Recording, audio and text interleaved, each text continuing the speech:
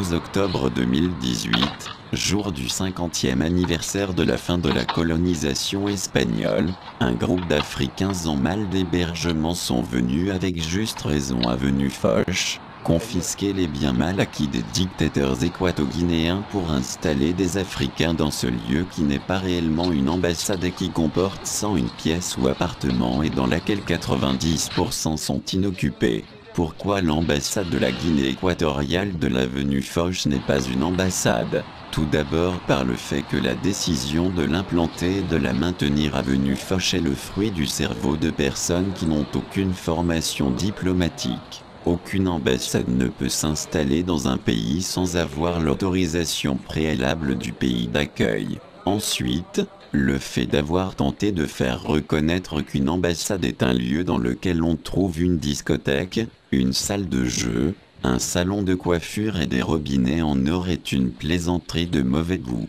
De plus, aucune ambassade dans le monde fonctionne en mode portes ouvertes, sans sonnerie à l'entrée, sans vigile de contrôle, sans personnel à l'accueil. Autrement dit, un lieu dans lequel on entre comme dans un moulin, et bien dans la soi-disant ambassade de Guinée équatoriale de l'avenue Foch, c'est le cas. Vite, vite, vite. Allez, premier étage, allez vous installer. Montez. Montez.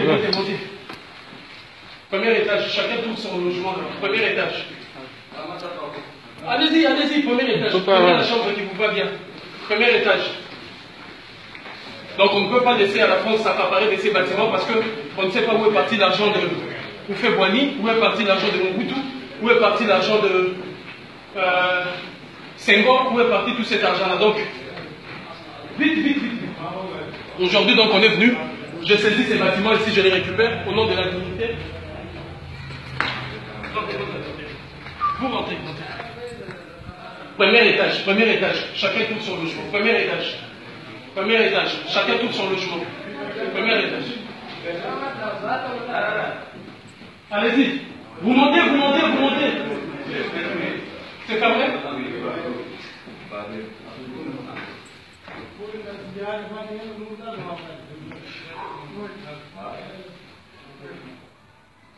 Allez-y au quatrième, montez jusqu'au quatrième.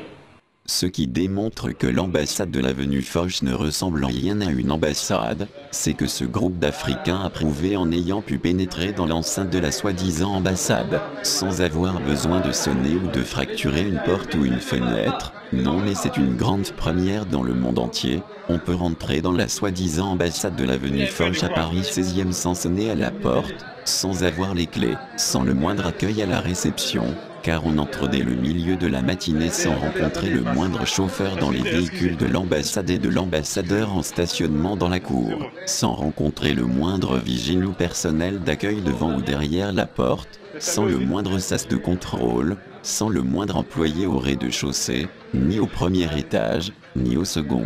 Voilà comment un immeuble qui est estimé à plus de 100 millions d'euros est utilisé. Oui, effectivement, cela est extraordinaire. Et c'est du jamais vu en matière de laxisme et de laisser-aller dans la gestion des biens publics confiés. Tout ceci démontre la grande mascarade que nous avons organisée pour faire croire à la Cour internationale de justice de La Haye, ce qu'est une fausse ambassade de la Guinée équatoriale sur le territoire français, par rapport aux prétentions invoquées devant la Cour pour justifier cette implantation insolite et surréaliste. Et surtout n'oubliez pas ce détail qui est très important, c'est nous. Et nous seuls avec le dictateur assassin Obiang 310 dont je suis la marionnette, qui avons décidé de déménager sans autorisation et sans l'accord préalable du Quai d'Orsay l'ambassade de la Guinée équatoriale de l'avenue de Courcelles à l'avenue Foch, immeuble acheté par le fils Obiang avec l'argent volé au peuple équato-guinéen. Nous avons fait tout cela pour essayer de sauver ce que le fils Obiang a volé au peuple équato-guinéen avec la Somagui dans le cadre de l'affaire des biens mal acquis. N'oubliez pas que je suis là pour cacher devant la communauté internationale les crimes d'Obiang, qu'il s'agisse de la torture, de l'assassinat des 310 opposants, ce qui constitue un crime contre l'humanité, ou bien de la séquestration d'opposants à l'étranger ou mieux même les assassinats d'opposants en Espagne ou au Royaume-Uni comme on a essayé de le faire à Londres avec le président de la CORED, ou bien encore la corruption avec l'argent du pétrole, le cannibalisme présidentiel, les faux coups d'État, l'arrestation des membres de l'opposition, la triche électorale avec l'aide de ma presse Oxordre que je finance comme Lao Travos qui répand mes mensonges avec cette fausse journaliste qui n'existe pas et qui bave comme un crapaud en disant tout ce que je pense en toute impunité sur le sol français alors qu'en Guinée équatoriale aucun journaliste n'a le droit de faire la moindre critique s'il veut vivre. Donc ces bâtiments est un bâtiment qui a été pillé en Afrique, donc l'Afrique est venue récupérer ses droits. Donc voilà.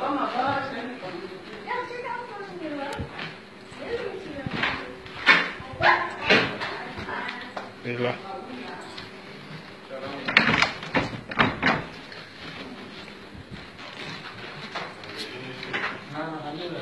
Un bâtiment fantoche qu'ils ont un truc. Ouvrez-nous les autres locaux parce que les gens vont habiter ici. Du fait que c'est un bâtiment africain qui a été pillé. Pillé à l'Afrique. Ça ne sert à rien parce que le président numéro 2, votre président est au courant, ça ne sert à rien. Ce que nous sommes en train de faire, c'est justement pour la dignité de cet homme-là. Regardez ce que vous êtes en train de faire. L'homme est en train de dilapider l'argent partout, alors que le peuple africain souffre. Vous trouvez ça normal? Il dilapide l'argent partout. Qu'est-ce que vous donnez au monde? Quelle image vous donnez au monde d'un homme africain qui n'a pas de cœur, qui n'est pas digne ni respectable, au moment où l'autre est en train de dilapider l'argent partout? Vous prenez ces bâtiments. Donc, ces bâtiments ici, nous sommes venus les récupérer. En tant qu'ambassadeur présent dans les lieux, j'ai préféré quitter la fausse ambassade de l'avenue Foch précipitamment, sans oser faire face à ce groupe pour leur demander de partir, ou appeler la police.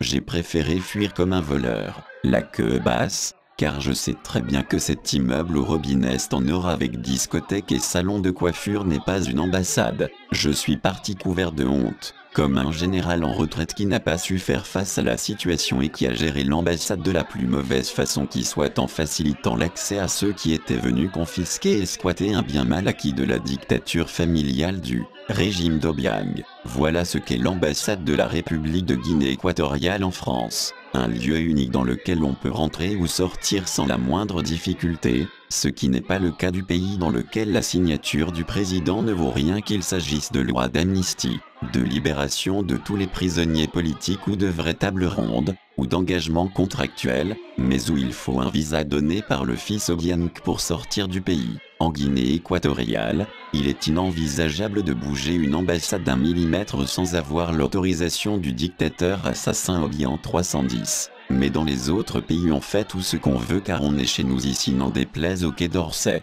Je ne suis pas là pour avoir de bonnes relations avec la France, mais par mon comportement montrer que la démocratie n'existe pas en Guinée équatoriale et qu'il faut que tout le monde sache tant que je serai là, et tant qu'Obiang, sa famille et son clan il ne faut pas venir en Guinée équatoriale, ni en tant que touriste, et encore moins en tant qu'investisseur. Si vous avez des doutes, relisez le jugement du tribunal correctionnel de Paris condamnant le fils Obiang pour blanchiment à 3 ans de prison avec sursis 30 millions d'amende avec sursis et la confiscation de tous ses biens y compris non seulement les meubles mais aussi l'immeuble de l'avenue Foch que nous avons essayé de sauver en faisant croire qu'il s'agit d'une ambassade, alors que comme vous pouvez le voir à l'image, l'ambassade est en fait un moulin à vent. Pas besoin de sonner ni de frapper à la porte pour y entrer. Bienvenue dans la fausse ambassade de Guinée équatoriale. N'oubliez pas que mon président avec sa fortune personnelle de 600 millions de dollars gagne en fait 44 000 dollars par jour, ce qui est tout à fait normal dans un pays où 80% de la population vit en dessous du seuil de pauvreté. C'est cela la démocratie en Guinée équatoriale. Et surtout n'oubliez pas mon conseil, en tant que touriste ou en tant qu'investisseur, il ne faut pas venir en Guinée équatoriale tant qu'Obiang, sa famille et son clan seront au pouvoir. Espérons que le désir de changement du peuple équato-guinéen poussera Obiang à partir. En tant que marionnette du dictateur Obiang 310, j'affirme par la plume de la journaliste virtuelle Pamela Bezo et le site Lao Travos que je paie pour dire des insanités, des insultes et des mensonges à longueur d'articles sur l'opposition en exil sont destinés à créer un rideau de fumée pour dissimuler les crimes d'Obiang. Dios mio.